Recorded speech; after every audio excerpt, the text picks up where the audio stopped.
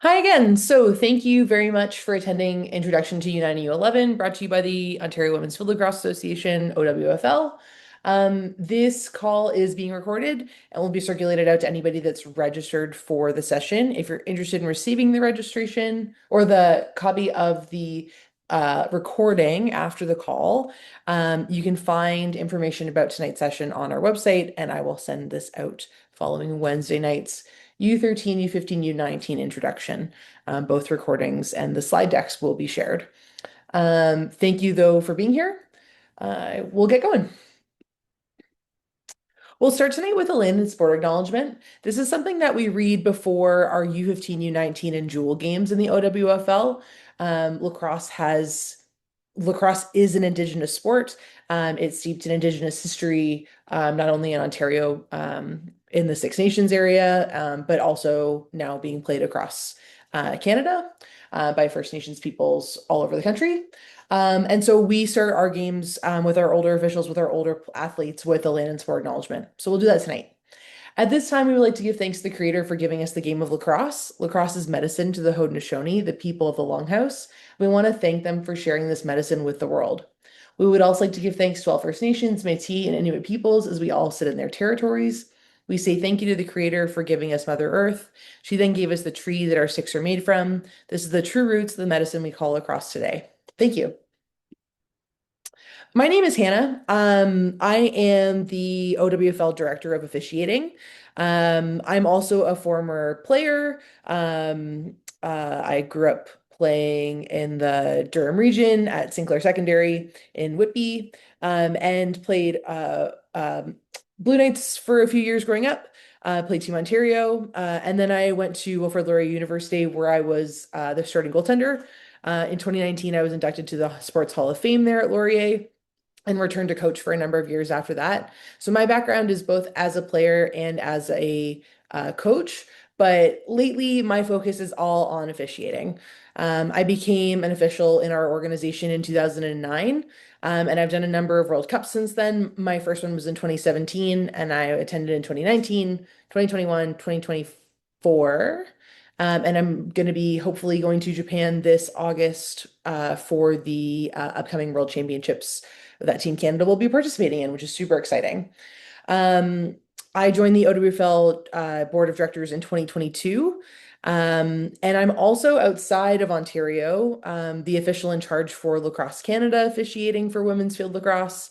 And I'm a member of the World Lacrosse, which is our international governing body of the World Lacrosse rules team. So editing the rule books, making rule proposals, all those types of things.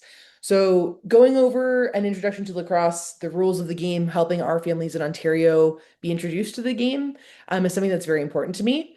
My personal officiating motto is that no rule is a secret. Our sport can sometimes be a little bit alienating, for some reasons that we'll get into tonight, but we want to try and make resources available to our families in the OWFL, make sure that people have an avenue to ask questions, and so hopefully tonight's call is a good way to get started in there. I'm also a huge film nerd. This is me attending my mother's Oscar party when I was 8 years old. So on top of talking nerdy lacrosse rule stuff, I also love to talk nerdy film stuff. So if anybody ever sees me at the field, would love to chat movies and or lacrosse rules. And the picture in the middle is me in 2024 with my on-field mates from Australia and from the US doing the 4-5 Puerto Rico Team England game. So super exciting game for me. One of my highlights of my officiating career.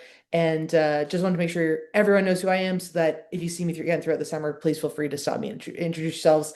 I always love to chat with our families. Our goals for tonight, I'm going to look to try and contextualize the game of women's field lacrosse for everybody. I'm going to provide an incredibly brief overview of the OWFL and our programs. When you look at the slide deck after the fact, or if you're looking at the recording after the fact, I have skipped some stuff that I've presented in previous years, things about the indigeneity of the sport, of women's lacrosse history. If those things interest you, please feel free to check out the slide deck. Or Lacrosse Canada's posted a lot of really great resources as well. I'd be happy to put those kind of out to anybody that was interested in them. The main goal for tonight is to introduce U9 and U11 in the OWFL because the rules that we use are specific to the OWFL, including the modifications that are specific to that level of play. We're looking to build avenues for spectators and coaches to inform themselves and contribute to what is hopefully a positive environment for our athletes, our coaches, and our officials on the field. And my last goal is to try and help everybody foster an appreciation for this phenomenal game. It's been a part of my life since the ninth grade, and I hope that it stays with the families attending tonight's call or listening in or participating in OWFL for a very long time. Just generally, what does the OWFL do? Our mandate is to provide opportunities for girls and women of all ages to participate in women's field lacrosse in the province of Ontario. We're currently responsible for running all rep women's field lacrosse programming, where clubs compete against each other, culminating in a provincial championship for every level. Currently, the OWFL offers U9, U11, U13, U15, U19, and we have an elite U19 league called Jewel, the Junior Elite Women's League. We offer programs at all of those age divisions. And then we're also responsible for organizing the women's lacrosse component of the Ontario Summer Games. So that's a biannual tournament across sports. So I think women's hockey's in it because they're weird and their winter sport has to do it in the summer to not compete with their season. But I think women's hockey's there, box lacrosse is there, a whole bunch of sports from across and athletes from across Ontario come to one site, which this year is going to be across the KW area. I believe Laurier is hosting the women's lacrosse aspects of Ontario Summer Games. But we're super excited to be a part of that every single year as a U17 tournament. It's a really incredible opportunity to get to compete at that 4-day event. And tonight's not going to be about officiating per se. I think whenever you talk about the rules, we often talk about how officials interpret rules. And that's one of the reasons why I'm the one running these sessions. But just generally to give you a sense of kind of where our officials are coming in and where the rules are coming from. Officials obviously play an important role in keeping play safe and allowing players to perform to their maximum ability. That's our bottom line goal every time we step on the field. In terms of setting some context for the fouls and the rules for women's lacrosse, the fouls are very frequent. It compared to the other versions of the game like box lacrosse or men's field lacrosse or sixes, fouls in our sport happen constantly. And so it's important for young athletes to learn right off the bat that if you commit a foul, it is not the end of the world, particularly if it's a minor or an on-field major foul. And we'll talk about what those are throughout the call tonight. But so long as things aren't getting dangerous, fouls are going to happen. So if an athlete can learn early to, if they commit the foul, throw it off their back and then move on and get back into playing defense or get back onto the attack, they're going to be in a really solid place. But if fouls do start to become dangerous, uh, things like dangerous fouls and unsportsmanlike fouls can be carded. So on field, you might have fouls happening fairly frequently. But if things are dangerous, we're going to stop the clock. We're going to award a card just like they do in sixes or just like they do in soccer. And a player is going to be sent off the field for a specific duration of time. So a little bit of basketball, a little bit of soccer. If you're familiar with the sixes game now, definitely sixes is taken from women's field lacrosse in addition to box and men's field lacrosse. So lots of different things coming into play. But women's lacrosse is its own thing. We are our own unique sport. We do not want to wear more equipment. We do not want to play with box sticks. If anyone wants to go do those things, I have all the respect in the world for you. But the women's game is really cool because we are doing our own thing. We use unique sticks that have very shallow pockets, and we'll talk a little bit more about the sticks tonight. The game is incredibly fast-paced and highly skilled at the upper levels of play. And again, while it's similar to basketball, officiating in women's lacrosse, well, while the play is really similar to basketball in terms of things like your defensive positioning and the contact that's allowed, officiating in women's lacrosse is kind of like combining basketball and soccer together. And while there is room for change, and every year we're trying to do better by our community in the OWFL, generally speaking, we're hoping that women's field lacrosse kind of stays the way it is. We just keep hoping that the athlete experience is improved through things like long-term athletic development ideas around development and those types of things. So, yeah. Sometimes I'm going to use Charlie Kelly as my example throughout tonight's session. Sometimes explaining our game to people that come from a different sector can feel a little bit unhinged. And sometimes it feels like I'm going to be grasping at a lot of different straws trying to put stuff together for you. But generally speaking, I do think that once we nail down some basics, it can be really fun and it can be really easier to understand for our families. Generally speaking, there are a whole bunch of different versions of the game because there's lots of different organizing bodies. And in North America, we are both hindered and helped by the fact that we're very close to the US, which by a mile has the largest women's lacrosse community in the world in one central country. So in Canada, in Ontario, in the OWFL, we use the World Lacrosse rule book as our top level. This is the rule book of our game. These are the rules that we use for our game. Lacrosse Canada has adopted those rules. The Ontario Lacrosse Association has adopted those rules. And as the women's field operators, we have adopted those rules. And then at U9 and U11 in particular, what the OWFL has done and the rules committee that we have for the OWFL, we have adopted development-oriented rule modifications specific to our levels. As our athletes improve skill-wise year after year, we get closer to younger aged athletes playing what we call the real version of the game. And on Wednesday night's call for U13 and up, really there's not that many modifications that the U13 and the older athletes use. But U9, U11 is pretty heavily modified. Our game takes a lot of hand-eye coordination. It's a physical game. There is contact at older age groups. So to try and make lacrosse more accessible to younger audiences and to younger athletes, we do have development-oriented modifications. In the US, they've also got their own thing going on. So some U9, U11 teams in past years have gone to tournaments in the US, or they might have older siblings playing in the NCAA or playing at US tournaments. They're using their own rule books at every level. So we use one rule book and filter down. In the USA, they have a youth lacrosse rule book, a tournament specific rule book for every tournament you might go to.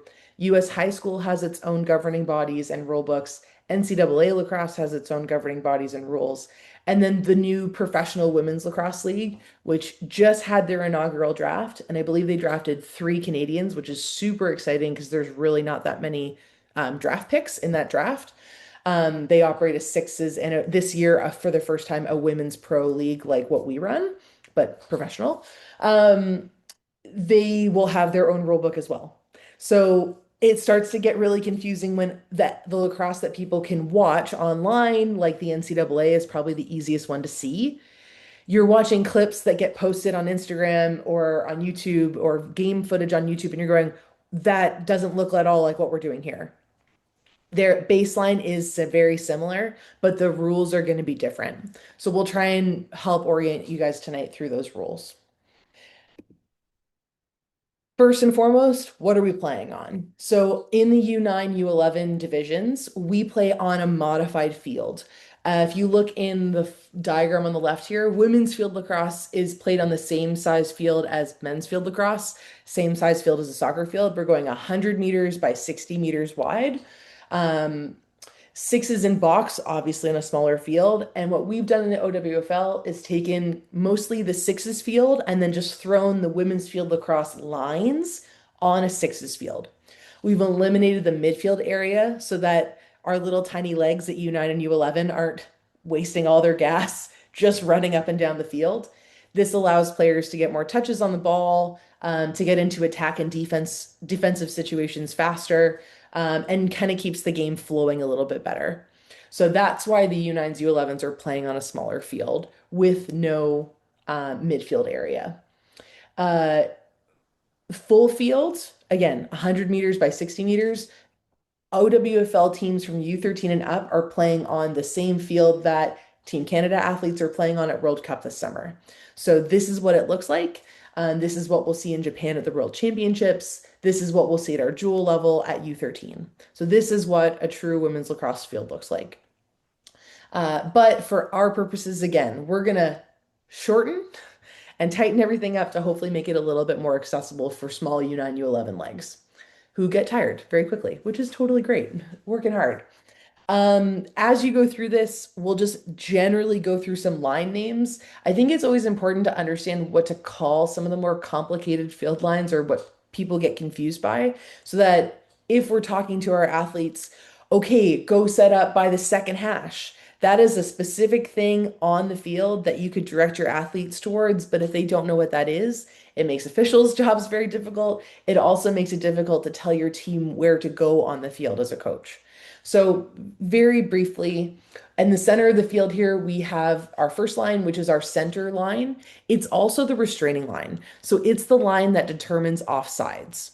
In women's lacrosse, we need to hold, or at this level, we play six players on the field plus a goalie.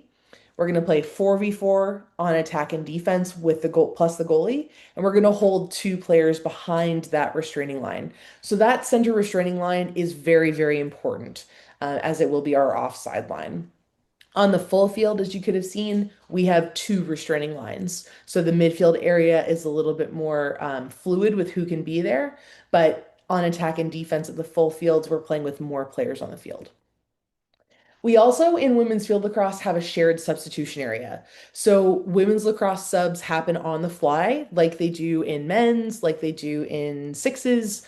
And like those sectors, we also have a shared substitution area. So both teams can be in this entire area and substitute on their half of the restraining line and on the other half of the restraining line.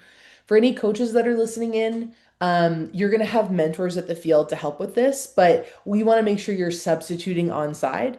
Please feel free to go into the substitution area with your athletes, so long as you exit once the substitution is over. But we do want to make sure they're staying on side. And when you tell an athlete to run to you, they will completely forget about that center line. So if you need to go into that space to help substitute and keep your athletes on side, that's fine.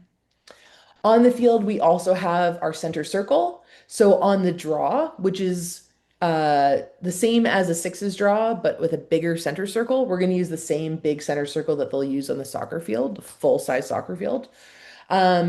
This is where we're going to get the game started from. And we're going to set up with a player from each team taking the draw in the middle of the field. And up to two athletes from either team can settle anywhere around that center circle. And that's how we'll start the draw. We also have our goal circle. So the circle and either end, that's where the nets are found. Goalie's going to be allowed inside that space. We'll talk a little bit about some goalie specific rules later on in tonight's presentation. We also have the goal line and the goal line extended. The goal line extended helps us set up penalties, just like all of the other lines and markings around the goal area. We'll talk about those in more detail too. Number 8 is our boundaries. So we have 4 boundaries, end lines and sidelines. In women's lacrosse, if you step on the boundary, you are out of bounds and it's a change of possession. The exception is when an athlete shoots the ball, the official is hopefully going to yell shot. And in those scenarios, we actually want athletes to chase down loose balls and to chase down shots that miss the net. Because if the ball goes out of bounds on a shot, the person who gets awarded the ball at the restart is going to be the person who is closest to the ball when it goes out of bounds. So we want to make sure that defense, offense doesn't matter. Whoever's nearest to the ball when it goes out of bounds, they get possession of the ball on the restart. And then finally, we have this parent line. So I say this with all due respect. All U9, U11 parents are very excited to be watching their kids play, and we absolutely love that. But it also makes the environment for U9 and U11 incredibly overwhelming, not only for the 7, 8-year-olds playing on the field, particularly at U9, but for our very young officials who are often 14, 15 years old officiating these games. So the parent line is going to be set up 4 meters off the sideline opposite from the benches. And when you get to the fields, we just ask that you respect this, stay 4 meters off the sideline. It allows the officials and players to run out of bounds if they ever had to without running into anybody. But it also gives everybody on the field, most importantly the athletes, but also our officials, just a little bit of breathing room. So those are the large general lines on the field. And then if we look at what we call the marking area in a little bit more depth, there's 3 distinct areas that I want to highlight here. The first is the big semicircle, looks like a protractor. This is 15 meters in radius, so 15-meter marking area is the big one. And we're going to use this for setting up minor penalties.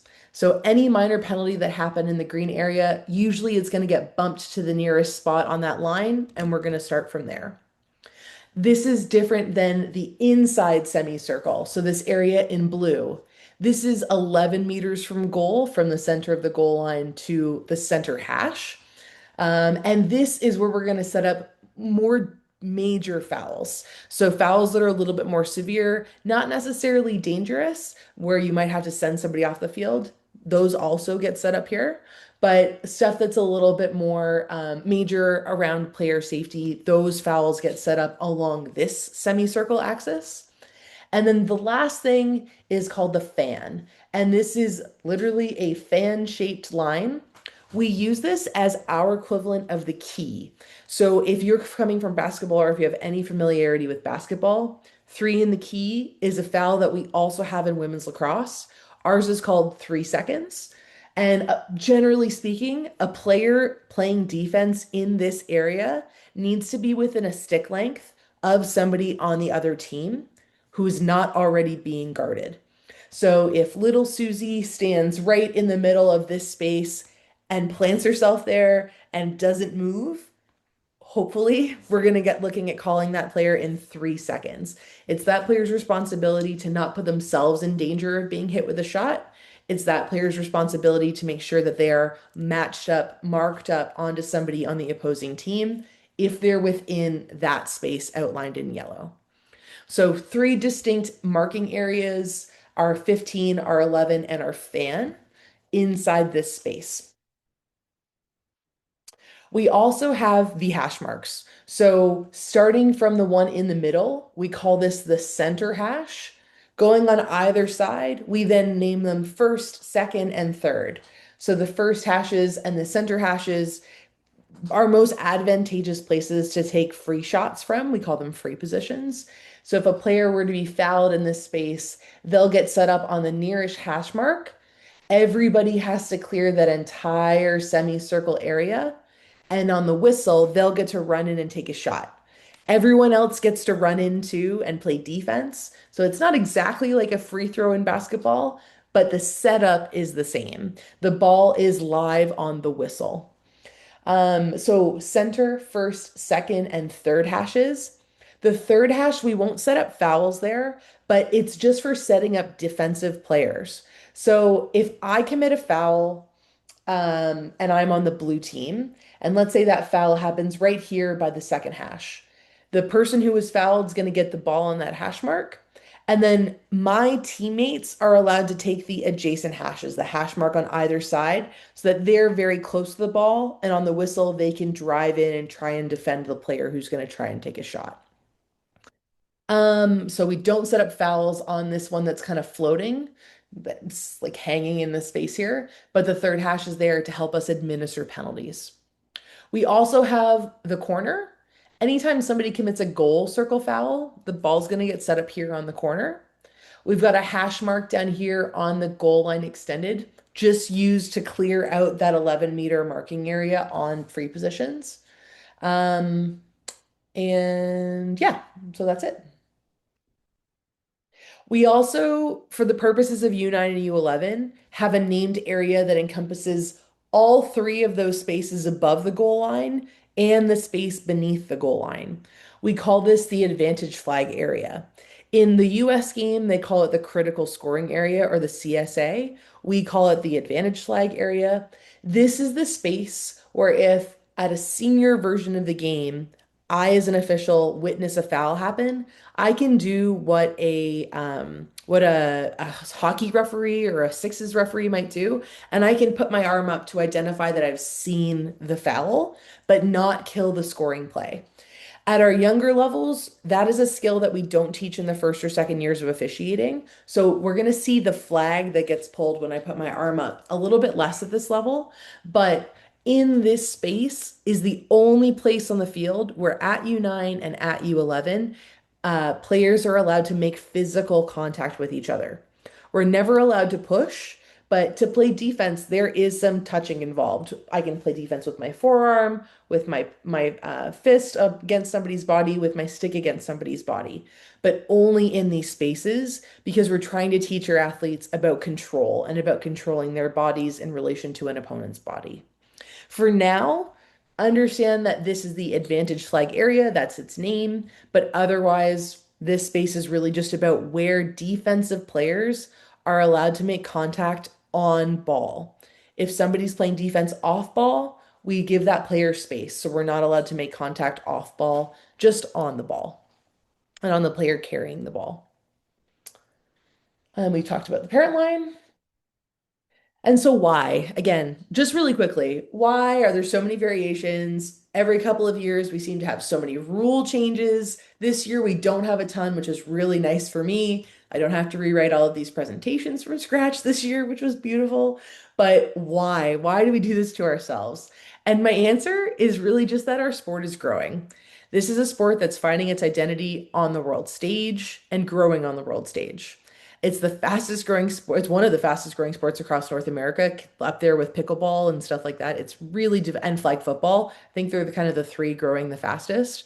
At the highest level, there are big efforts to harmonize our rules between men's box and sixes so that there's fewer differences. So if you're a dad who played in the NLL and you come and you watch your kid play U9 women's lacrosse in Ontario, you go, what is this?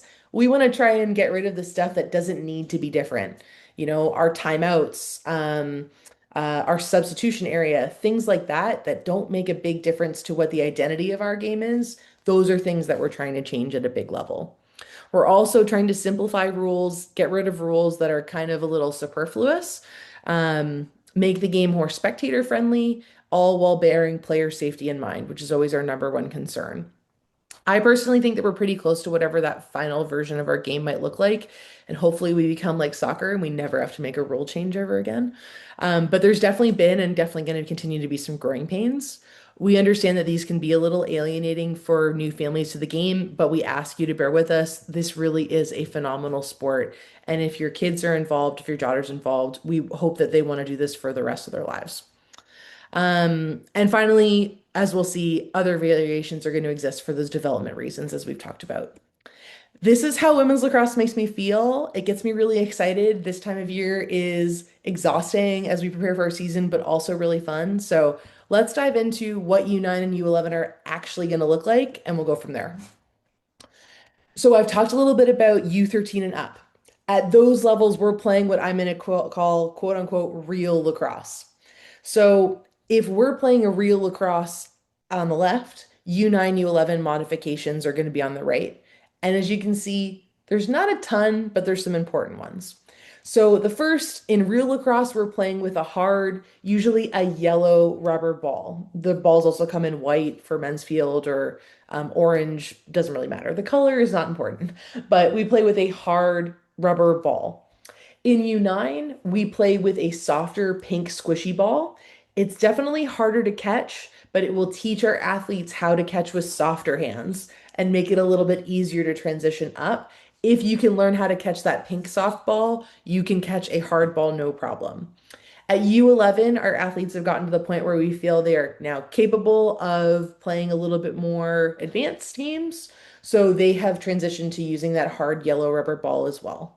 So that's one of the two changes between U9 and U11, and there's only two differences between those two levels of play. But the first one is the type of ball that they're using.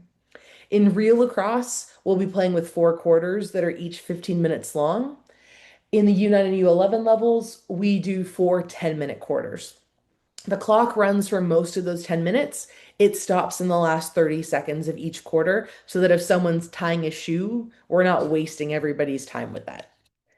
In real lacrosse, we're going to do draws in the air. So not like men's field where we have our hands on the ground to do a draw or a face-off. But we're going to start them above hip level in the air at the beginning of each quarter. And in real lacrosse, we also do draws after every single goal. To keep the game flowing, in U9 and U11, we're going to have the goalies clear the ball from their nets after every goal because setting up draws for U9, U11 is very difficult. It's a very specialized skill, and it's much more fun for everybody if we can get the game going a little bit faster. It does mean that U9 and U11 is back and forth and back and forth and back and forth, very like basketball in that sense. But it does keep the game flowing, and we'll get more goals if we do that. We want the kids to want to score. If in real lacrosse we're playing with 10 players per team, sometimes you'll call real women's lacrosse tens. In U9 and U11, we're playing with sevens, really. It's six players on the field plus a goalie. You have to have a goalie on the field in U9 and U11. You can't play without one. And that looks like, again, four attackers versus four defenders and that goalie in either end. The other two players need to hold or stand behind on the far side of that restraining line. And then they become your first line of attack if your team was on defense and gets the ball back. They're your first line of attack. If your team loses the ball and you have to transition to defense, they're your first line of defense. Um, and then again, like I've mentioned, attack and defense are going to be similar to basketball. In U9 and U11, you'll probably see more person-to-person defense. If you look at our under 19 Jewel Elite League, you'll see a little bit more zone defense, like you might see in basketball as well. And like basketball, we also have a scoring area like the key. Ours is our 15-meter marking area, our 11-meter marking area, and our fan. And really, the fan is the comparable because that's where we judge that 3-second call. Equipment. So, very important. Mouth guards that cover the upper. So we'll talk about players first, and then we'll talk a little bit about goalies. Mouth guards that cover all upper teeth. Doesn't matter the color, but a mouth guard is mandatory at all times. It also has to be covering your teeth. So if your kid likes to hang the mouth guard outside their mouth like they're playing in the NHL, they must wear it on their teeth. Um, uh, so that's very, very important. Goggles are also now mandated by the OLA. If you're looking for information about goggles, I've hyperlinked it here. It's also hyperlinked on our website, but there are some frequently asked questions and some pictures of what goggles are legal. Currently, headgear, like what's pictured here, is illegal. This is not a piece of legal equipment and is not allowed on the field of play at U9 or U11 in the OWFL. But what is legal are sport goggles. So if your kid wears sport glasses with have a band around them, they can wear those instead or in lieu of wearing the women's lacrosse goggles that were pictured there. Athletes are going to be playing on grass for the most part at U9 and U11, sometimes on turf, but running shoes, turf shoes, cleats are fine, but we always recommend having an extra set of running shoes in bags in case you're playing on turf. And you don't want to be wearing a cleat that doesn't, it could be like a carpet turf, and you don't want to get stuck wearing cleats on a carpet turf. We say no metal bottoms on the bottoms of your cleats, please. But depending on player service and player preference, otherwise there's no real nothing wrong. You have to wear shoes. And then close-fitting player gloves are optional. It's gonna get hot this summer, so I would not suggest wearing those like tight-fitting gloves. For our athletes that play at the university level in the fall here in Ontario, sometimes they'll wear some close-fitting gloves. We're not talking about hockey gloves, we're talking about like medical gloves or like a very small like winter glove. The players may not wear hockey gloves when they're playing out on the field. And then most importantly for our game is our sticks. So very briefly on sticks here, if any of your teams have any specific questions about sticks, feel free to send me pictures of sticks or questions about sticks over email. I haven't mentioned this yet in this presentation, but if you're looking at this slide deck, a lot of information is also hyperlinked in the presenter notes at the bottom, including my email address. It's officiating@owfl.org. Feel free to reach out at any time with questions. Jumping back into sticks, sticks and pockets must be legal for women's field lacrosse. So when you go to Canadian Tire or Sport Chek and you see a stick on the wall, a lot of the time it's not going to be a women's field stick. It's likely going to be a box or a men's field stick. Um, We use similar brands, and a lot of those brands make women's lacrosse sticks. The most popular ones are Gate and STX. We also see Brine and String King. Nike makes sticks. Lots of different brands, all the same brands basically as the men's field side or as box. But our sticks are unique because they have a shallow pocket. And because our stick checking rules are different, because as we saw in the last slide, our players are not wearing a lot of equipment, it's important to be able to check the ball in real lacrosse out of someone's stick a little bit easier. So that's why we play with unique sticks. Sticks can be cut at U9 and U11.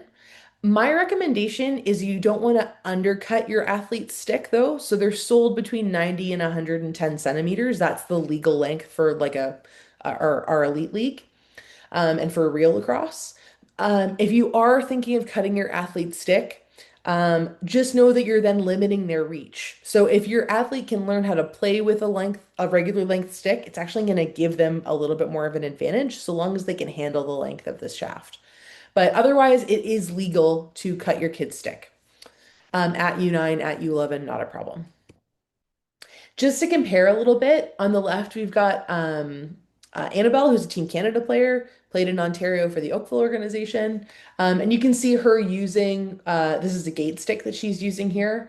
I think this was at a sixes event.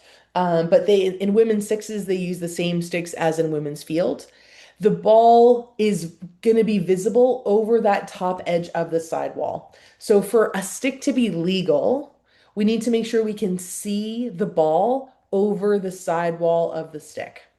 I'll just outline that here.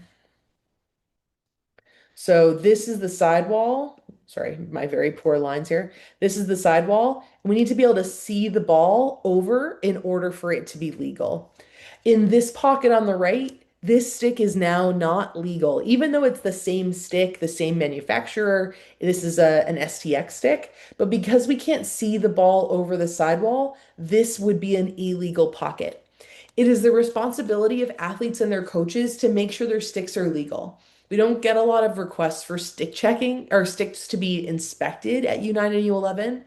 And if you're a parent who grew up playing women's field lacrosse, we used to do stick checks before every single game. We would, as referees, check every single stick to make sure it was legal. We no longer do that. None of the other sectors do that, like box or men's field. So we don't do that now anymore either. But what it means is that players have to be responsible. So there's ways to pull your stick strings to tighten it and to make sure your pocket doesn't just get a huge uh, sag in it that can make your stick illegal. Feel free to ask the officials at the field if you want them to check your stick, they will. Um, or they can do that for you. Coaches, mentors, all of those types of people are there to help with that type of equipment stuff at the field.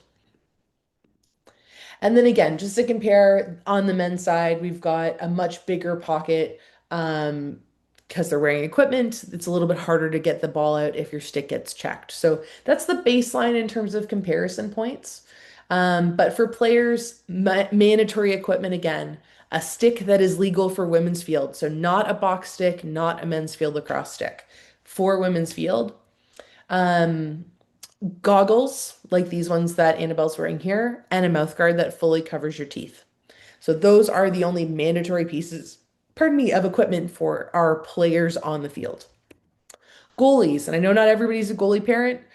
Sometimes your teams at the U9, U11 age groups might be rotating through goalies. So just general and understanding for you guys. They also have to wear mouth guards the same as players. Even though they're wearing a helmet, they must wear a mouth guard.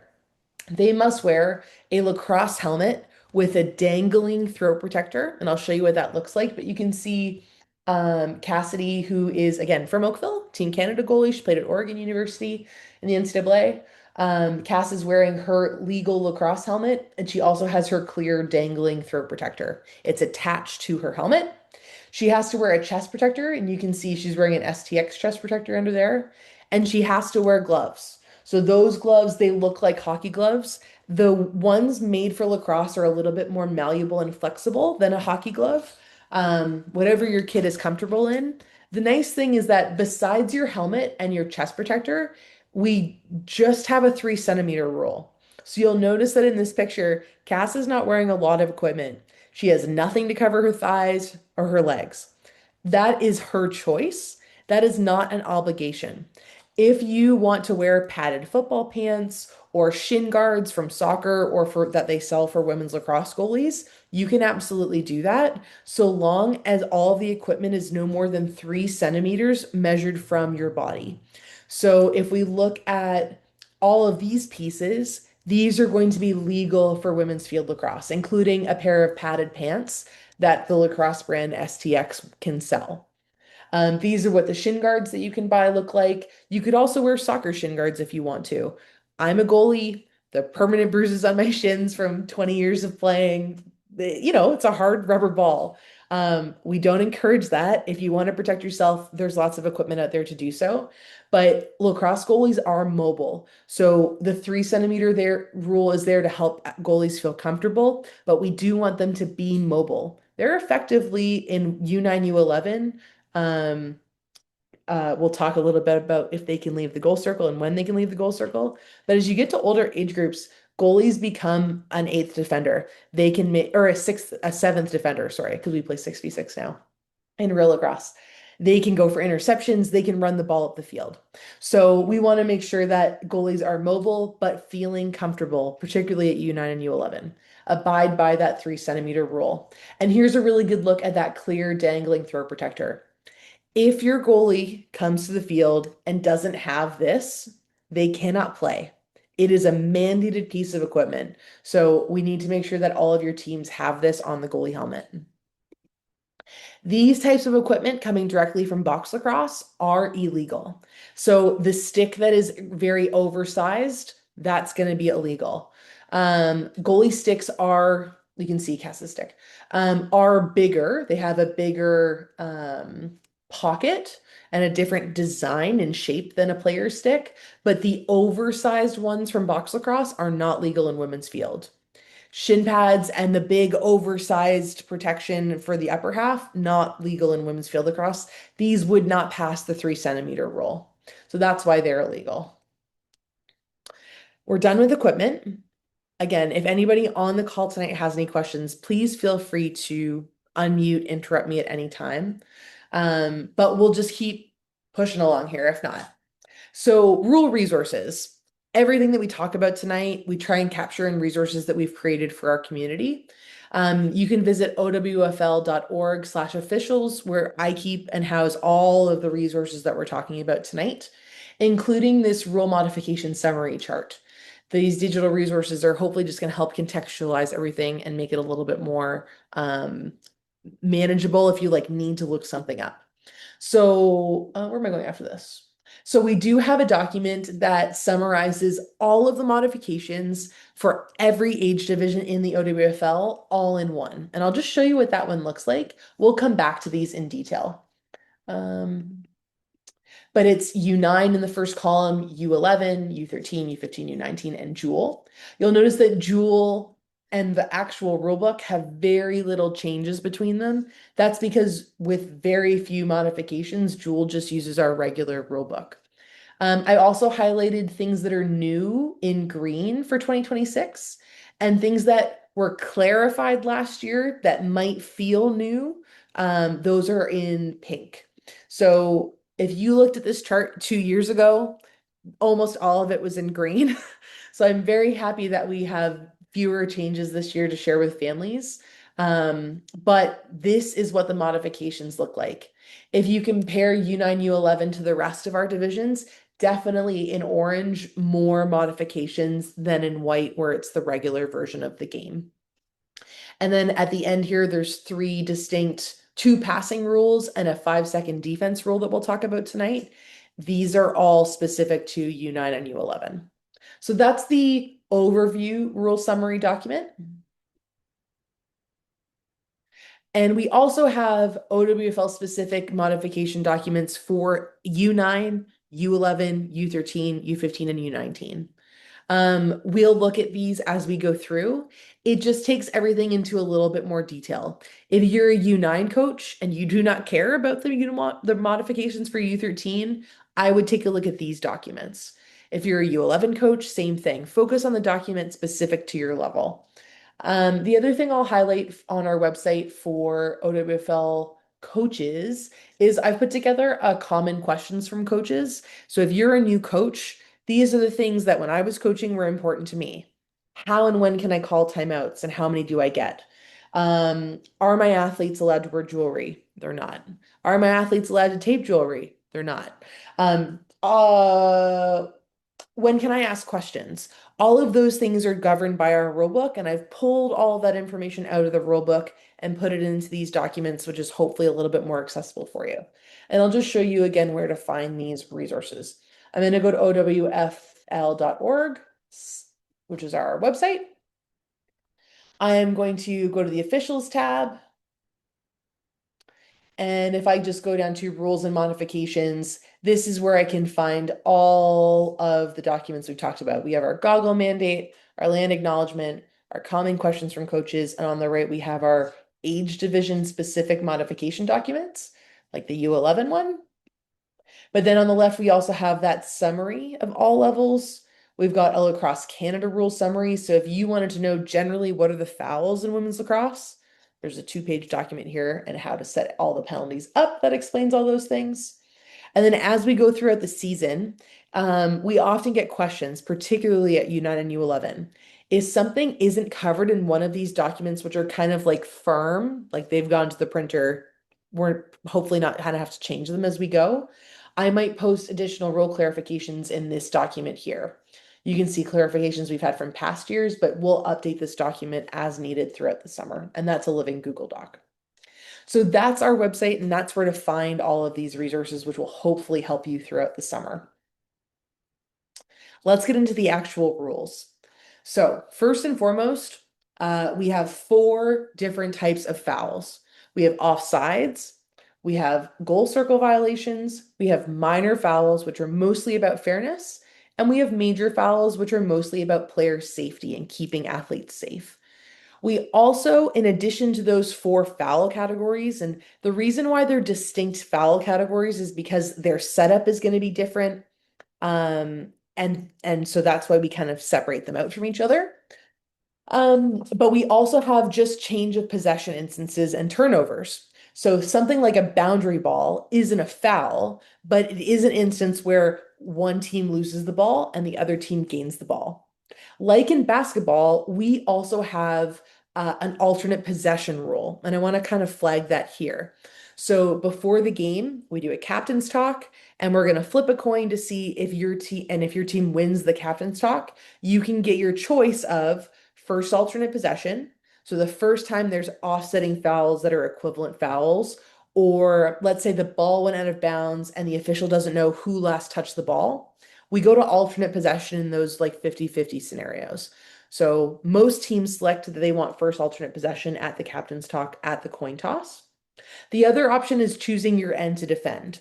So let's say it's really sunny and your goalie can't see. Maybe we want to choose the end to defend and we would give alternate possession to the other team. Once one team is awarded the ball through alternate possession, the possession arrow flips and it goes to the other team. Just like in basketball, that's a cool new addition for us over the last couple of years. It replaces something called the throw, which was never done particularly well and always kind of like a challenge to set up and to administer. So very happy to be using alternate possession. We'll also potentially see alternate possession being used in a scenario I'm going to describe in a couple of slides here. So we have those change of possession scenarios, and we also have 4 foul categories. When we're talking about fouls, generally speaking, they're going to be served or administered by a player moving 4 meters away from the person that they fouled. Minor fouls, we're going to move them 4 to the side. Major fouls are more serious. We're going to move that player 4 meters behind the person who fouled. So that's the gist of the types of turnovers and fouls that we have in women's lacrosse. Let's look at some specific change of possession instances before we get into those foul categories. So the first and foremost, we have goals. We do draws at the start of each quarter, like in real lacrosse. But after that, after a goal is scored, the goalie is going to clear the ball after each goal. In those instances, the attacking team also has to touch up. So if I'm on the team that just scored and I was one of the four players playing attack in that end, I need to, after my team scores, take my stick, go and touch the center line of the field, which gives the goalie a second to get the ball out of the back of the net and to get the ball cleared out with an overhand pass. That's the first change of possession instance that we have in U9 and U11. We also have our boundaries, like we talked about. If I step on the line or if I throw a ball out of bounds on a pass or an attempted pass, that is a change of possession versus if I shoot the ball and the ball goes out of bounds, it might be a change of possession if the other team is closest when the ball goes out of bounds to the ball where it crossed the line. Otherwise, my team can also challenge for that, and maybe it won't be a change of possession if I work hard to try and get that ball back. In U9, we're also going to see a change of possession if a team doesn't have their one attempted pass before they shoot. In U11, we have one completed pass is required before we shoot. I'm going to talk about these in more detail because they're very important to our games. If somebody plays really solid defense for 5 seconds, we're also going to award them with the ball. So all instances of change of possessions, they're not fouls. No one's done anything wrong necessarily. But we have lost the ball, lost possession of the ball. And then the final scenario, which is the one related to alternate possession we'll get into, is the stalemate loose ball scenario that we've incorporated this year into our season. So this is the big change for this year. When there is a change of possession, no one has to go behind or to the side of the person who's getting the ball because there hasn't been a foul. So those people can often just start playing as soon as they get that ball. Let's talk about the stalemate one first. So this is the new rule for this year. And this is something that we're putting into effect from U9 right up through U19. If you've been around the game for a couple of years, you'll know that last year there was a rule change coming right down from World Lacrosse, where we got rid of some rules that have been historically a big part of the women's field lacrosse game. We used to not be able to check somebody's stick if it was going for a ball on the ground and trying to scoop a ball. If the stick was empty and didn't have the ball, we used to not be allowed to check that stick. And we also used to not be allowed to cover the ball. So we weren't allowed to use our sticks to prevent somebody else from picking up the ball. Those two rules changed last year. But what happened as a result of those rules changing that we weren't anticipating is that we had a lot more scrums. So, scrum meaning multiple players from two teams trying to pick up the same ball. Um, think Timbits hockey, a lot of people just in one small space all together. And that wasn't great from an athlete experience. And we acknowledge that we want to do better by our athletes. But we also recognize that those rule changes that contributed to that, they're not changing back. So, how do we think about getting athletes to move forward? We're introducing this new application of alternate possession. So, when these scrum scenarios where the ball is stuck in the ground, it's either stuck in the mud or too many people are trying to get to pick up the ball without good ground ball form. When these scenarios have the potential to become dangerous, the official may award alternate possession, like in basketball for a jump ball, when two players are grappling with the ball simultaneously. Again, applicable at all of those levels. And we'll just take a look at it in one of our rule documents so you can kind of get a sense of how these are laid out. So we're looking here at this new one, so this stalemate loose ball scenario. So the rule reads, when a ball is on the ground and a scrum forms, creating a stalemate where neither team can gain possession or control of a loose ball or a ground ball without undue roughness, so player safety is becoming a concern, officials may signal alternate possession to end the play. Possession of the ball will be awarded according to alternate possession. So whoever is owed the next alternate possession, they get possession of the ball. There's a couple of things to explain this rule. I'll summarize those. Generally speaking, if a foul is committed, so if a few people are trying to pick up a ball and they can't, but then somebody comes barreling through and puts those players in a dangerous position, we're still going to call the foul instead of alternate possession. So alternate possession being a change of possession is very low on our totem pole. Fouls are always penalized above an alternate possession. So if somebody commits a foul, they sit on the ball, which is called withholding the ball. They're trapping it. That's a foul. If somebody pushes somebody else, that's a foul. We're going to call those fouls in lieu of the alternate possession. That's what kind of all of those things in blue are saying underneath. We want to make sure that players are entering scrum safely. And so that's why the rule might be a little unspecific as to when it gets called, because we want to make sure that we're giving athletes an opportunity to practice ground balls. But if they can't get it and it's becoming dangerous, that's when we want to just kill the play and move on. We're going to give the ball to alternate possession.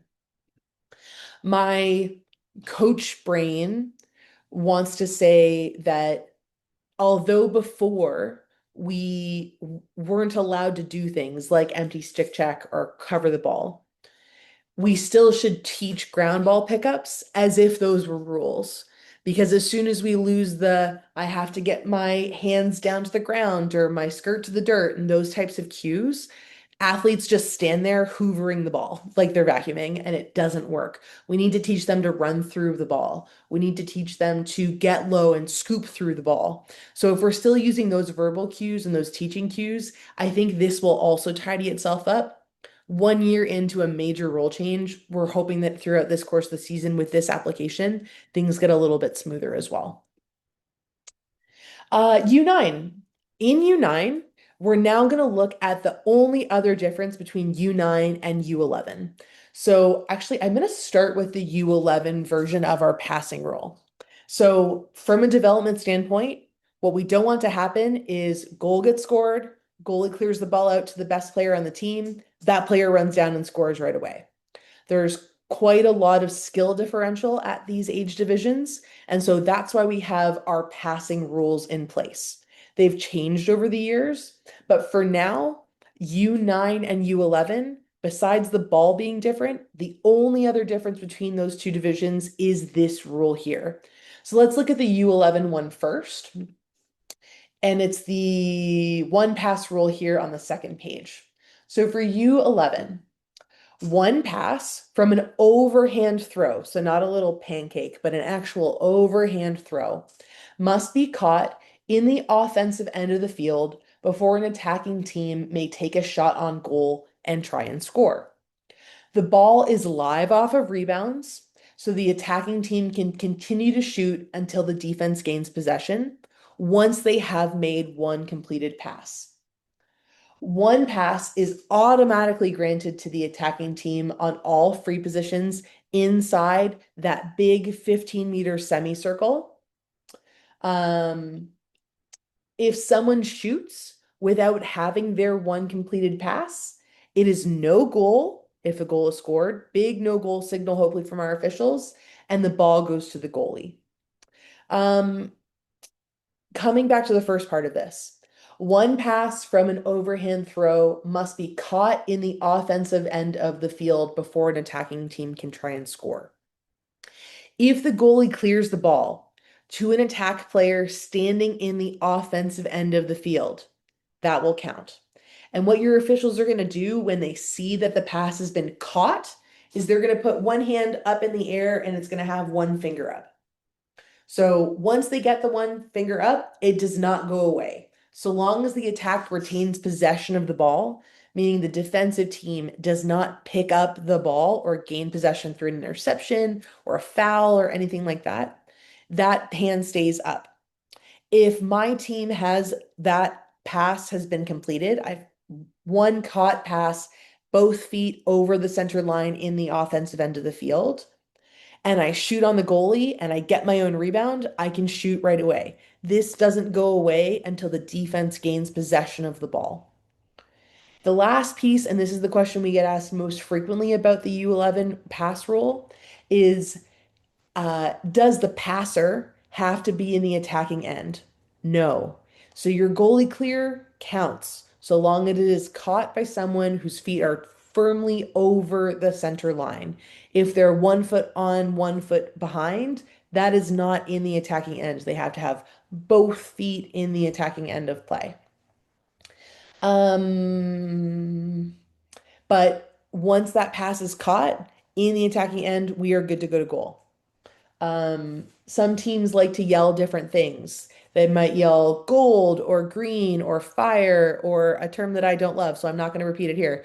But once that team has gained that one pass, then they're good to go to goal.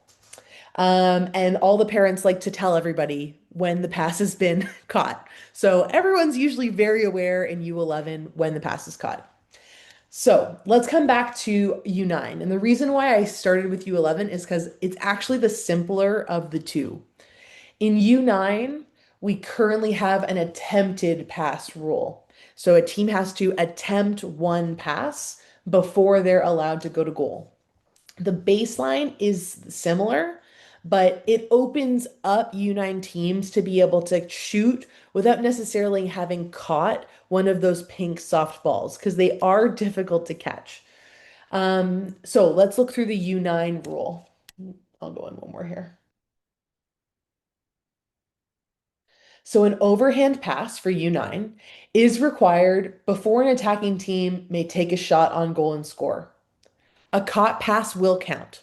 So if a U9 player catches um sorry, let me restart here. If a U9 player catches the ball in the attacking end of the field, it counts. Great. Just like at U11. So that's perfect. And by the end of the season, we're definitely going to actually probably by earlier in the season, we're going to start seeing U9 teams pass and catch no problem. We ran a preseason day of scrimmages yesterday in Burlington. Lots of caught passes at U9, which is fabulous. To me, that says that one day we can have no attempted pass rule. So this one's kind of complicated. It often leaves a lot of interpretation. So we're trying to make this rule as clear as possible, but hopefully one day U9 just has a one caught pass rule or no passing rules. But for now, if they catch in the attacking end, that's good. And also, a successful attempted pass will count. And in U9, an attempted pass means an overhand pass contacts any part of a teammate's stick and then drops to the ground. The pass will count only if that same teammate picks up the ball after one or multiple bounces or when the ball rests on the ground, so long as it is not contested by anyone other than the immediate defender, including their own teammates. So, what does that mean? I pass to a teammate, it touches her stick and it fumbles. It's going to happen all the time. It rolls away and she goes to chase it.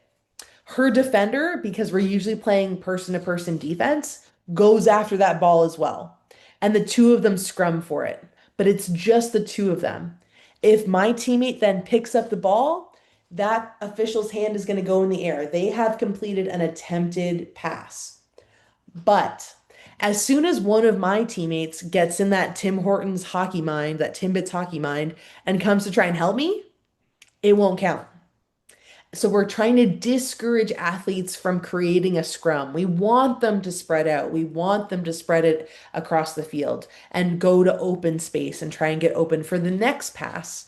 But if it touches my stick and drops and I pick it up after one bounce or after it rests on the ground, so long as I'm picking it up in the attacking end of the field and it was touched in the attacking end of the field, then it will count as an attempted pass.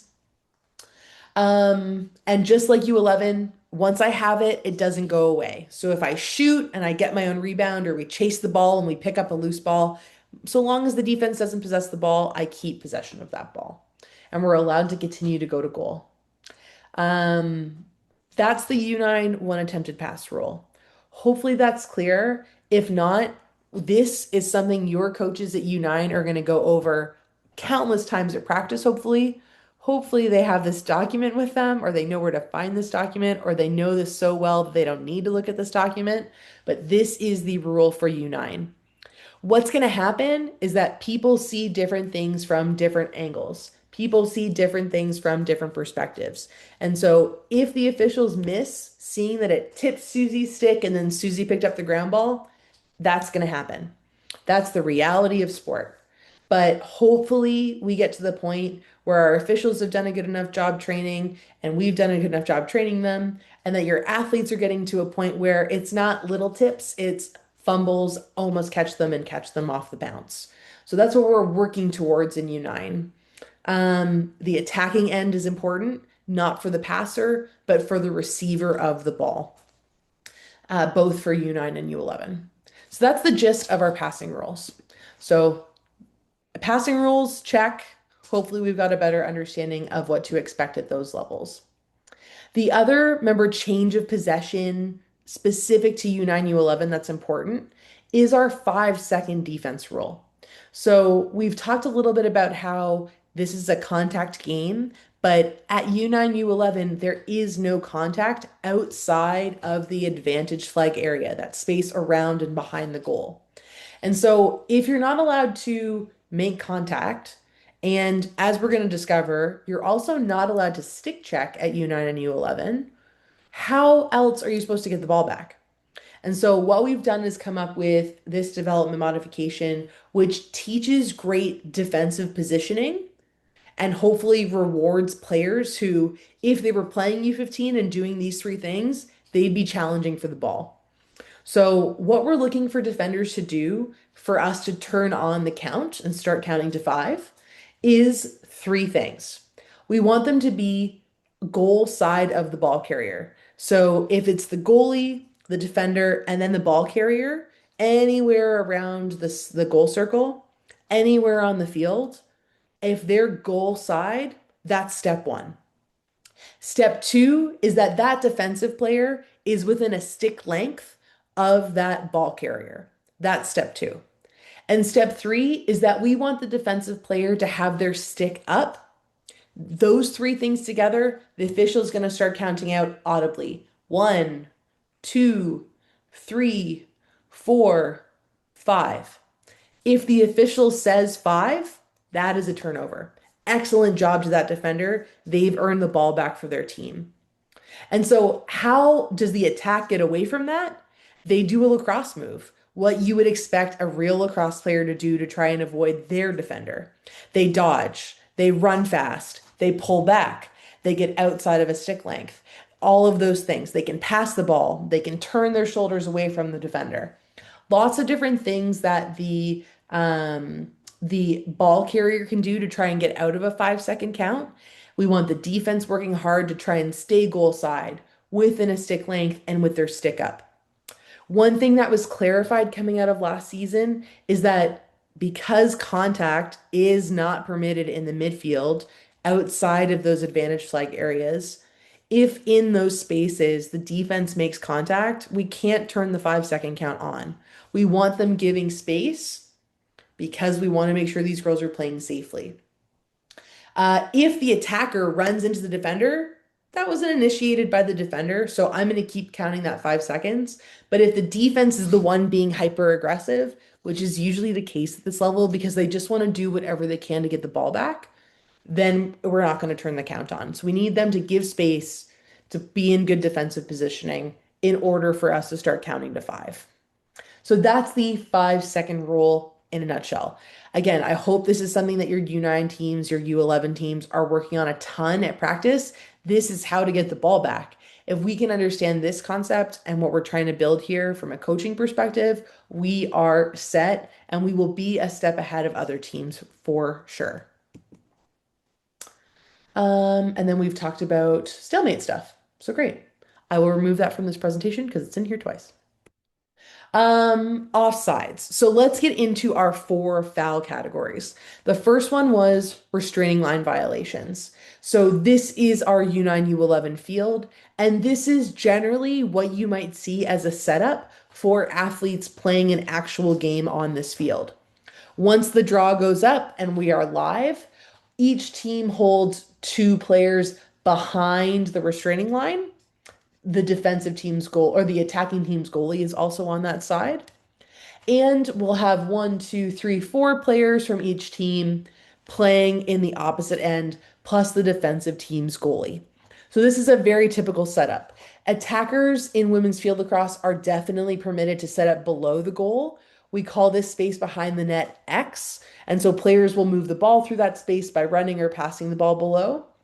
U9, U11 tends to be very high because players are trying to find open space to be able to make their one attempted or caught pass. But if we were playing like in real lacrosse, you're going to see the attacking team probably set up around the 15, and the defensive team would take a goal side position on the inside, usually around the 11, so that they're avoiding standing inside this space and getting called in 3 seconds or three in the key, like in basketball. So this is a very standard setup. If any one of these five players below the goal line, so the goalie and her two teammates, or the two players in gold, if they step on this line, they're technically offside. If they step over that line, they're technically offside. If this gold player goes to substitute and runs diagonally into their team's bench, she's technically gone offside to do that. So that's why we want to make sure that if these players are substituting, they're doing so on this side of the sub box, on the right side of the sub box when we're looking at this field, and that they don't line up with their toes right on the line. As a coach, what I tell my athletes to do is to actually take a step back off the restraining line so that they have space to reach. And if they have to inch forward to try and go for a loose ball, because their sticks are allowed to reach over, that is not a problem. It's their feet and their bodies that are not allowed to cross that line. Once they do cross the line, it's an offside foul. Offside calls are always going to get set up where this teal player is playing if the ball was anywhere inside the advantage flag area. So that setup's kind of weird for this one, and this is why it's its own foul category. Right now, it would go right to the top of the 15, and we're going to whistle start that so that everybody can just start playing again once we've corrected the offside, offense or defense. If an official sees a team go offside, they're going to put their whole hand up in the air. Defensive teams, we give them a second to correct because we don't want to kill a scoring drive for an attacker potentially going to the goal by calling the defense offside. It's not a dangerous call, so we might hold it. If an attacking team goes offside, it should be an immediate whistle. I will say, officials are always going to be focused on the play ahead of them, hopefully. So if little Susie is standing 1 foot over the line, 1 foot behind the line, everyone and their brother will be yelling at them to get on side. They're not my major concern at this age group. Yes, we want them to learn that they have to stay behind that line, but if someone's standing on it and not contributing to play in any way, I don't think that's as big a deal as what's happening around the goal. So coaches try and work with your athletes to try and get them away from that center line because technically they're offside. But in terms of screaming at the field and the things that I'm worried about, I'm less worried about Susie, who's picking daisies at center, and I'm more worried about the play happening ahead of me. But that is our general offside rule. The last thing that I'll say is that goalies in women's field lacrosse are not allowed to cross the far attacking restraining line. So on the full field, a goalie can go all the way up to the second restraining line furthest from their goal. But because we only have one restraining line on this field, the goalie's allowed to go up to that center line. If they go to clear and they step on or over that center line, that's offside. So they will have to come back on side, and it's going to be a turnover to the other team for that foul. Otherwise, the goalie can go anywhere outside of this space inside their defensive half of the field. There are some consequences to them leaving the goal circle that we will talk about. So let's get into those goalie and goal circle violation sections. At this point, we're probably going to go until about 8:45. If anybody needs to pop out of this call, it will be circulated and it will be shared. So no judgment if anyone needs to leave. I know this is a lot, but hopefully it's useful information. So getting into our second foul category, which is around goal circle and the goalie, something specific to U9 and U11. The goalie must be the one to clear the ball following a goal with an overhand pass. During live play, otherwise, our regular goal circle rules apply. So the defense may pick up a loose ball inside their own goal circle. and exit the goal circle with the ball. That is perfectly legal so long as it's not right after a goal. The reason we do that modification is that at U9 and U11, we want goalies to have to practice actually clearing the ball, passing the ball overhand. That's a skill that can get lost if the team gets really bogged down in just wanting to get the ball upfield, because it's tough to clear with a goalie stick if you're 7 years old, pardon me, and you've never done it before. So after a goal, that's the only time a goalie has to use an overhand pass to clear. Otherwise, if a teammate wants to take the ball from the goalie and run, they're allowed to do that during the regular play. But I would do my best to try and encourage our goalies to enjoy that time in that space. Clearing is such a fun part of being a goalie. So that's a skill that we definitely want to try and teach. Once the goalie has gained possession in the goal circle, meaning they have the ball, they've made a save and the ball is in their stick, or they've smothered the ball underneath their stick inside the goal circle, they then have 5 seconds to get it out of the goal circle. Otherwise, it's going to be a violation of the goal circle rules and it's going to be given to the attacking team. So when I see U9, U11, like in our preseason scrimmages that we ran yesterday, we see a lot of the ball being just outside the goal circle and the goalie smothering the ball outside the goal circle. That is technically withholding the ball if somebody from the other team is trying to pick up that ball. Otherwise, in the goal circle, if the ball is on the ground, on the back of the net, the goalie may smother the ball with whatever they've got at their disposal. That is not a problem. Inside the goal circle, they have their own specific rules. But that 5 seconds in the goal circle count is the same as our 5 second defensive count. The officials are going to count it much higher, and it's going to be if I say five, it's a goal circle violation. So we want to be training our goalies to make a save, and then they'll listen for the officials counting. One, two, three. If your goalies get to that point where they know what they're doing, they'll listen without having to look, and instead they can spend their time trying to find somebody that's open to pass to. They are not allowed to be stick checked at all in U9 and U11 and at the regular lacrosse at all when they're inside their goal circle. So we don't necessarily want to step out of the goal circle right away if it means we could be played defense against, right? So they want to get their eyes up and look for somebody to pass to. But if they're still inside the goal circle, meaning one or both feet are on or inside the goal circle line, that's a violation if the official counts to five. And so that's the top one. I'm working myself through here. The goalie is in the goal circle when at least one foot is on the goal circle line or in the goal circle line. So they need to be both feet out or off the line before the official says five. And then once the goalie leaves the goal circle with the ball, so let's say no one's open and they're choosing to just hold on to it and wait for someone to get open, they are only allowed to return to their goal circle once they've been played. And when I say return to the goal circle, I mean with the ball. So once they've been played, then they can roll the ball in and follow in afterwards. We can't just walk back over the line. That's a rule I'm hoping changes in the next couple of years. And myself and another goalie that are working on the rules committee are trying to change that because it's silly. But for now, if no one's open, but they start to get pressured, they want to roll the ball back into their goal circle and go in after it, get a new 5 second count. They can only do that after they've either been checked stick to stick. We know in U9, U11 that's not an option because there is no stick checking in U9, U11.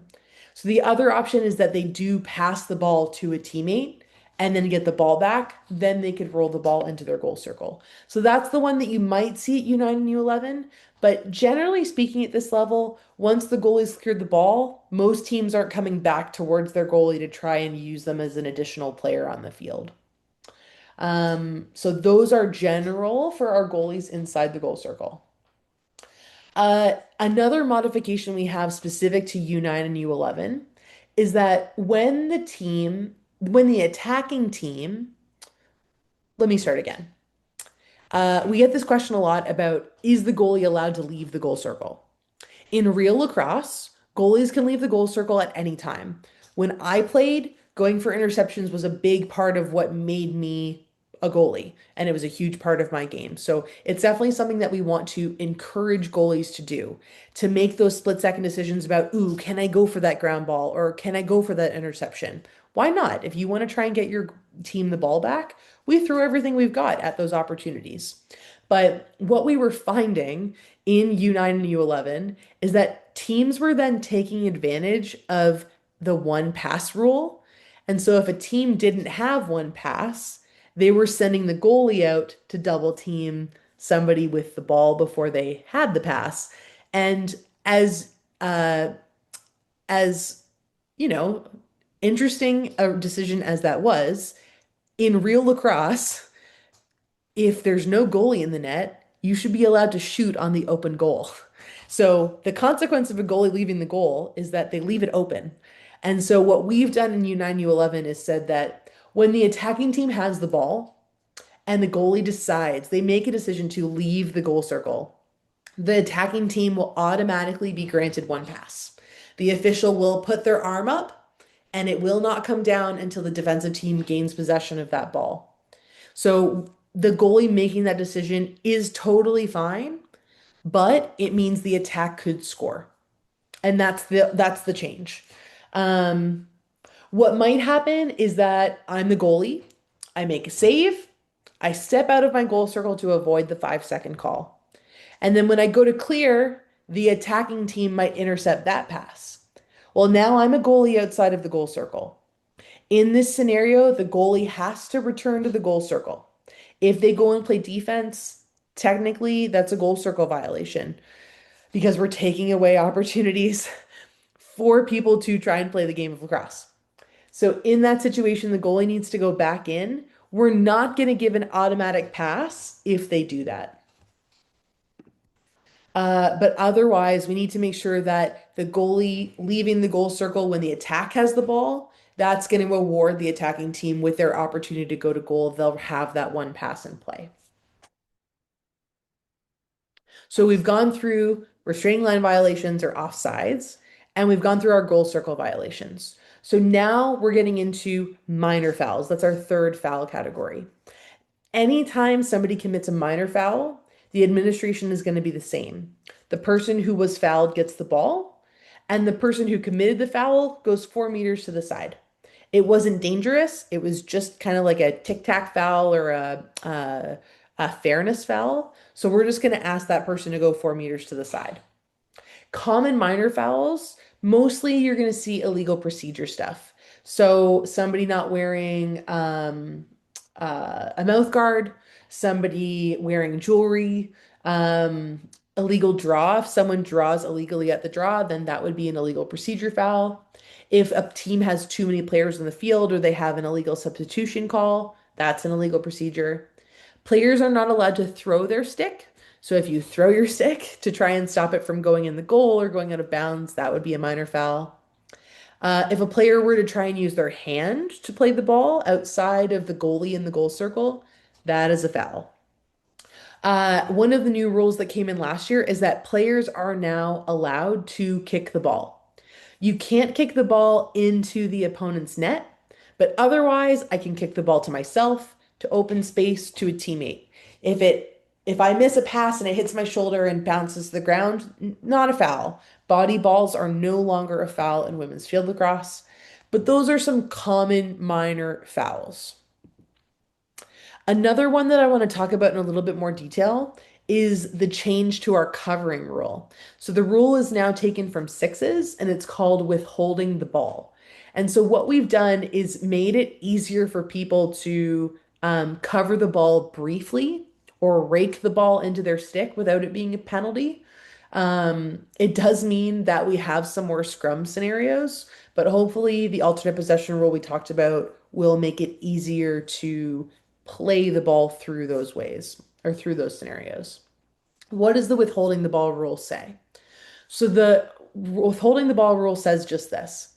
If an opponent is able to make a legal play on the ball, meaning they're within a stick length of me, so if I'm by myself and no one is around me or trying to play defense on me, I can do all of these things. But if somebody from the other team is around me, usually they're going to be, I may not trap a loose ball on the ground with my stick longer than is necessary to control the ball and pick it up in one continuous motion. We call that raking. So raking the ball where I pull it back to scoop it forward, that is now permitted. A player must not withhold the ball from play with any part of their body. So if I trip over my own stick, which often happens at U9 and U11, and I land on top of the ball and somebody else is trying to pick up that ball, I am withholding the ball from everybody else. So that is my minor foul. Um, a goalie who traps the ball when the ball is outside of the goal circle and they are inside the goal circle and somebody's trying to go for it, that is also a withholding the ball penalty. So all minor fouls. The only thing that happens is the person who committed the foul is going to go 4 meters to the side. If the goalie is in the goal circle and commits this foul, they stay in the goal circle. We do not penalize them and make them go 4 to the side if they're the one that committed it. We'll just have the ball go out, possession to the attacking team, and we'll go from there. So that's the withholding the ball penalty. And then let's look at major fouls. If you're a women's lacrosse parent and like you might have grown up playing the game or you played when you were in college or high school, there are a couple minor fouls that we haven't talked about here because there's no stick checking. Held checks, empty stick checks. They're illegal all times at U9 and U11 because we do not have stick checking. But in the U13 presentation on Wednesday, I'll talk a little bit more about how those rules have changed and how we play with them now at U13 and above. Looking into major fouls, though, it's a step up from a minor foul. So anytime somebody commits a major foul, we're going to have them go 4 meters behind the person that they fouled. That's how we're going to administer that foul. There are two very broad subcategories in major fouls in real lacrosse. Fouls that are oriented around displacement, pushing, shoving, physical contact fouls. They're often going to get called illegal contact. Um, Remember that in U9, U11, we can only make defensive initiated contact within the advantage flag area, that marking area around the goal and behind the goal. So if we can only touch somebody with the ball inside that space, um, that's legal in there, but pushing never is. We'll talk about some of these displacement fouls. Displacement meaning 50-50 is fine, but if I use my body to get somebody off of their trajectory or off of their path, that's my foul. The other fouls are unsafe checking fouls, dangerous check. And because there's no stick checking here, then we don't have to worry about these. That's kind of nice. It does mean that there's a lot of things that get introduced heading into U13. I think the OWFL is going to be taking a look at whether we need to scale back some of those changes into U11 over the next couple of years. But for now, there is no stick checking in U9, U11, so we don't have to worry about empties, helds, dangerous. All stick checks are major fouls, period, at U9 and U11. The other contact thing that I'll say is that we used to not permit horizontal stick to body contact. That is something that has been removed, although cross-checking is definitely a foul and making contact with a horizontal stick where I push somebody is definitely a foul. Or if I step into somebody's space and block, definitely a foul. It's not immediately a foul if I have horizontal stick to body contact. You can play legal defense with a horizontal stick. So we've just tried to get rid of that modification because at the older age groups, and when it came into play at U9, U11, it really wasn't anything. So we've gotten rid of it. If somebody makes horizontal stick to body contact now at all levels, it's technically legal until the player doing it displaces somebody else. So otherwise, pushing is still a foul. Talking a little bit more about that body to body and stick to body contact, one of the last modifications we have is that, again, this is the space. So below the goal line, in the 15-meter marking area, or in the goal circle. These are all spaces where the defense may make contact so long as they do not displace and so long as it's on ball. It has to also be in my defensive area. So if I shoot and the goalie on the other team makes a save, they step out of their goal circle. I'm in their advantage flag area, not my defensive advantage flag area, I cannot make contact on their goalie. It's only in my defensive area that I can make contact on the ball carrier. So that's the body and stick to body contact rule. Last two big fouls that I want to talk about are the women's lacrosse fouls. These are the ones that always seem to cause the most confusion, or people come from other sectors like box or men's field and go, I don't understand your shooting rules. These are about player safety first and foremost. At U9, playing with a pink ball, I'm a little bit less worried about who is standing illegally in the 11-meter fan than I am at U11 with a hard yellow ball. But it doesn't mean that it's not still important to teach because we want to get people marked up on defense if we're playing in a man-to-man situation or a person-to-person situation so that we're teaching good habits for women's lacrosse defense that will serve our athletes right through up to Jewel. So the shooting space rule is about making sure that defensive players are not blocking lanes for the attacking team to score in with their body, or they could be endangered by a shot. We don't want them to obstruct the space to goal.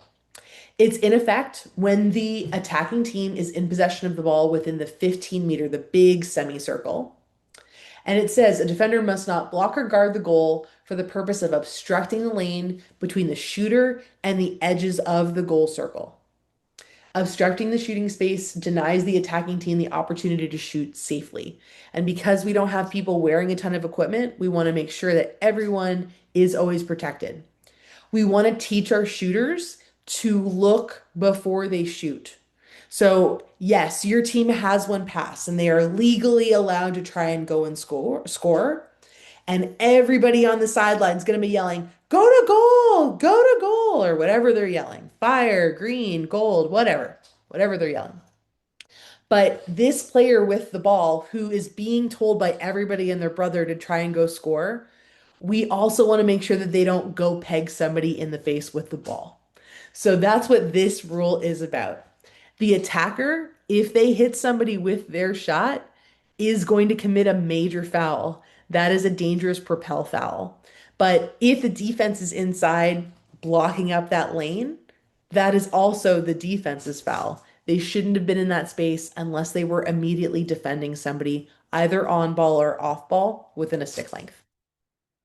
A defender is not in shooting space if they are legally marking an opponent within a stick length or standing below the goal line. They can't be blocking the goal if they're standing behind it. So you'll see this diagram. I've done some videos, and those are all hyperlinked within this presentation. When I send out the recordings, if I remember, I will also try and link to our YouTube channel. The YouTube channel is going to be where this is posted, but I also have all of these foul videos posted. So if you want to learn more about shooting space or go over this again, you'd be able to see in that foul or in that video what is this shooting space rule with video example. So in U9, U11, if somebody is trying to shoot from any of these spaces, if someone's inside the lane to the edges of the goal circle, not guarding somebody on the attacking team within a stick length, they're eligible for shooting space. So here's an example from World Championships in 2022. The American player is looking to shoot, stick up in a shooting position. She has an opportunity to shoot. And this Team Canada player is exactly between the ball and the edges of the goal circle. This is textbook shooting space. So we would want to see this get called. This little player here, well, she's not a little player. She's a very talented athlete and a very big, strong woman. But this player is absolutely in shooting space. So we would blow our whistle and save that player from potentially getting hit with a shot and not put the attacker in a position where they might endanger that player with the shot. So that is shooting space. This is also shooting space. So a player number 24 for Team Canada is just stepped on the 11-meter marking area line, and the defensive player for Team USA is definitely outside of a stick length of any player on Team Canada and is between the ball and the edges of the goal circle. So this is textbook shooting space. If this defender in Team White was standing here between the player in red and her teammate in white, This could still potentially be shooting space if the player in red could safely shoot around her immediate defender. That happens a lot in U9 and U11. You'll have somebody playing person-to-person defense, and then you'll have somebody else behind them set up, um, just blocking that space in that lane to goal, still potentially shooting space, or 3 seconds, which we'll talk about in a second. In women's lacrosse, because we expect shooting space calls to be immediate whistles, they're a safety concern. We want to blow the whistle before somebody's shot takes somebody else's head off. We play to the ball or the goal. So we could have a situation where a goal is scored after a whistle if there is a shooting space violation. And that's because we have an exception to the shooting space rule. And this is complicated, but I like to take time to explain this because it does come up. And if the officials call it right, a lot of people have complaints and say, well, that goal was scored after the whistle. Well, your player was in shooting space, they committed a foul. And if it wasn't dangerous enough to hurt that player, like it wasn't propelled at them dangerously, they were just in the shooting lane illegally, we want the goal to count. By the same token, if a goalie saves that shot, the goalie save will count. So we won't give the ball back to the shooter and penalize the shooting space if the goalie makes the save. So what that looks like is player shoots, whistle for shooting space, and a goal is scored, the goal will count. If a player shoots, there's a whistle for shooting space right afterwards, and then the goalie makes a save, the save will count. So we want to train our goalies at this level, at all levels of play in women's field lacrosse, to play to the save. Don't let your goalies stop playing the game because the whistle went if the ball's still being directed to them. We want them to go for the save. If the ball were to miss the net, or if the ball misses the net, we're going to set up the foul for shooting space. If the goalie makes the save or if it hit the post, we give the ball to the goalie. So that's the shooting space rule in a nutshell. The 3 second rule is very similar. So if we look back to our American example here, this player is deep inside the fan. They likely have been here for a couple of seconds. And so if this player was in front of 24 and 24 couldn't shoot safely through their defender, the other foul that this person probably is in is 3 seconds. 3 second takes effect anytime the attacking team is in the attacking end. A defender must not remain in the 11-meter fan for more than 3 seconds unless they are marking an opponent within a stick length. Somebody who is defending somebody behind the goal may be inside the 11-meter fan because we don't always follow the attack when they go behind the goal. We can stay inside, but they are not exempt from the shooting space rule when they're in that space. So if we look at the example, let's say this Team Canada player was standing right behind the goal. This player is defending that player by being inside. They would not be in 3 seconds, but when 24 goes to shoot, they're definitely still in shooting space and the shooting space foul would apply. So here's that example. This player is dead in shooting space, yes, but they likely were also in 3 seconds because they're deep inside the fan. So officials are counting as soon as the ball crosses restraining line, anybody inside that space needs to mark up. The reason why this person's probably in 3 seconds is that they were covering two players in white who are very far apart from each other. So that's just the scenario there. And then we come back to this one again. So yes, they're in shooting space, but they were likely also in 3 seconds. So that's our major fouls. We talked at the beginning of the presentation about how in soccer or in sixes, we also have cardable fouls. Cards are a subsection of major fouls. So anytime somebody gets a card, they have committed a major foul, but it's so dangerous that we need that player to leave the field for a set amount of time. So we have two cards that we use for player fouls or for bench misconducts. So a player on the field or on the bench, or a coach or a trainer on the bench could get a card for misconduct, unsportsmanlike behavior. Anybody on the field can receive a yellow or a red card as well. Yellow cards are a 2-minute violation. They are non-releasable. The team must play down for the entire duration of that card. So it's not like in hockey where if a team scores a goal, the card is released. For 2 minutes, a team is going to play down if they commit any of the following fouls: checking to the head, if they commit a swipe, which is a reckless or uncontrolled stick check. Usually it's done with quite a lot of force. Dangerous follow throughs. I shoot and I follow through with my stick onto the body of a defender. That's a yellow card because it's very dangerous. And then the one that we see the most in U9, U11 is the dangerous propel. Yes, there's somebody in my shooting space, but I take the ball and I whip it right past them. It doesn't have to hit somebody to be a dangerous propel. If somebody was in that space, they are potentially in shooting space, yes, but you can't just shoot through them. That is unsafe. That is a dangerous repel. If a player commits any of those or any of the discretionary cards that I have on the right, and yes, they're dangerous, but they're not abhorrent behavior. So they're not absolutely awful. That's going to be a 2-minute violation. If somebody commits two yellow cards, so let's say they cross-check somebody. That would be a discretionary card, an upgrade of a dangerous foul from a major foul category to a card. So cross-checking, that would be an illegal contact yellow card. And then they propel the ball. On their second yellow, the official is going to award a yellow card and a red card together. That means that the team is going to play down for 5 minutes and that player is expelled from the game. This does not happen a lot in U9 and U11, but it is possible. These are the fouls that are tougher for athletes to understand why they have to come off the field because they often don't understand what they've done wrong. But ask your officials, ask the mentors who are the officials training the officials on field, the senior officials on the sidelines, at the bench. Feel free to ask them for help and for clarification through these. But a player who commits two yellow cards, we're going to show a yellow and a red, and they are done for that game.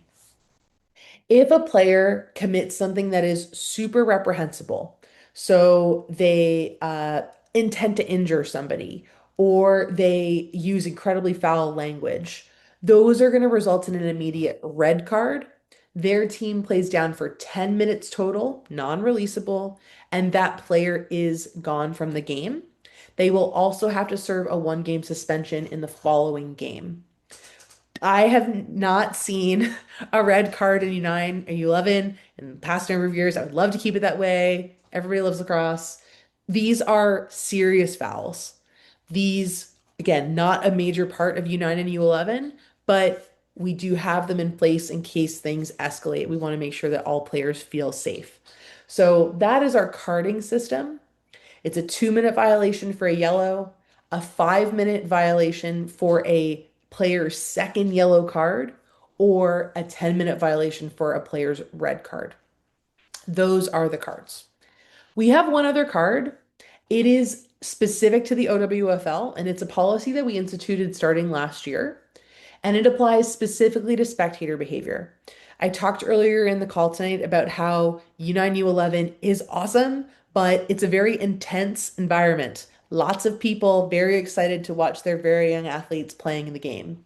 It can often get very loud, and nature of life is that we have some people that can get heated on the sidelines.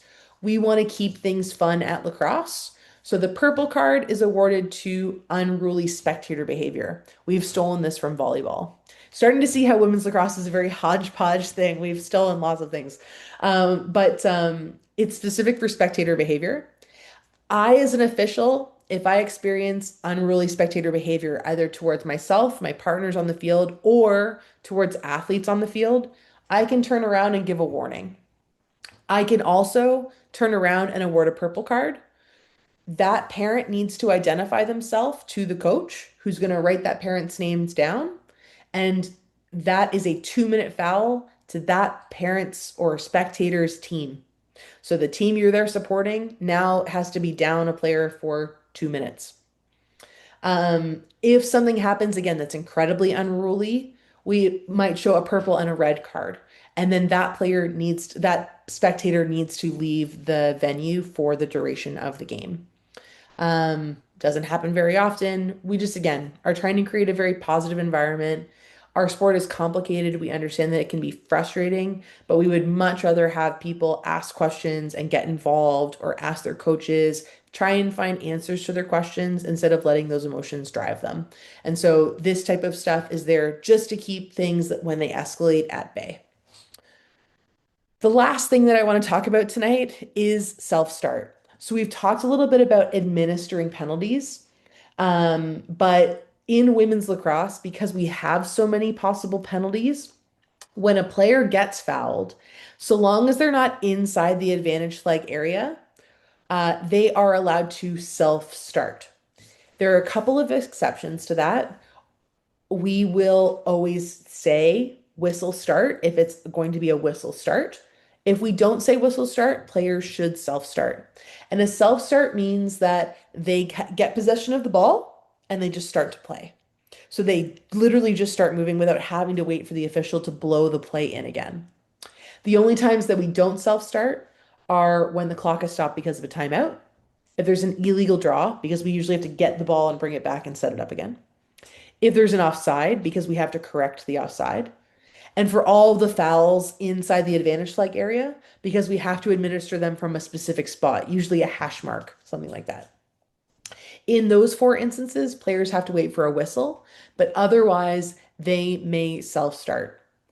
At all levels of play, boundary balls, so ball goes out of bounds, my team's entitled to the ball. Those are always a self start. I may always just start to run as soon as I pick up the ball, even if it's inside the advantage flag area behind the net. That's an exception.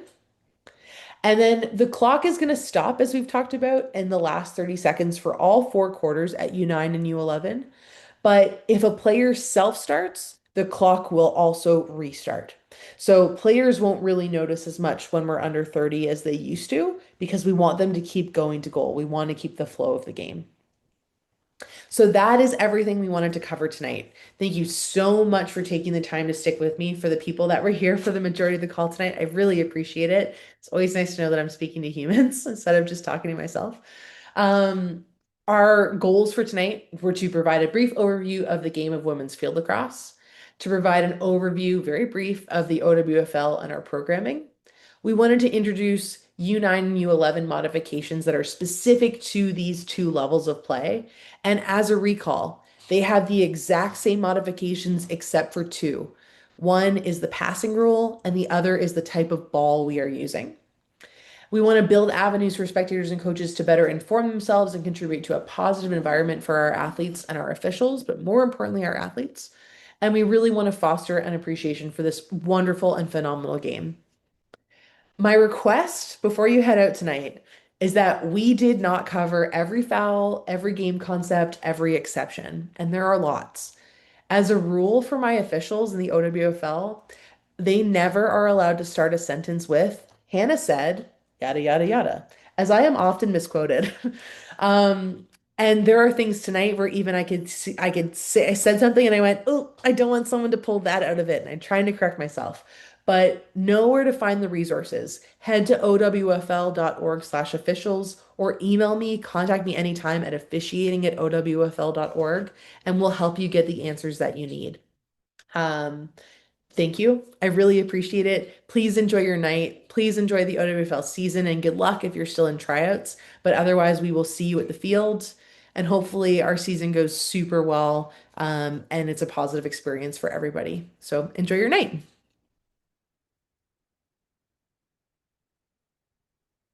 I will stay on the call for questions if anybody has them that they didn't want to ask throughout. But we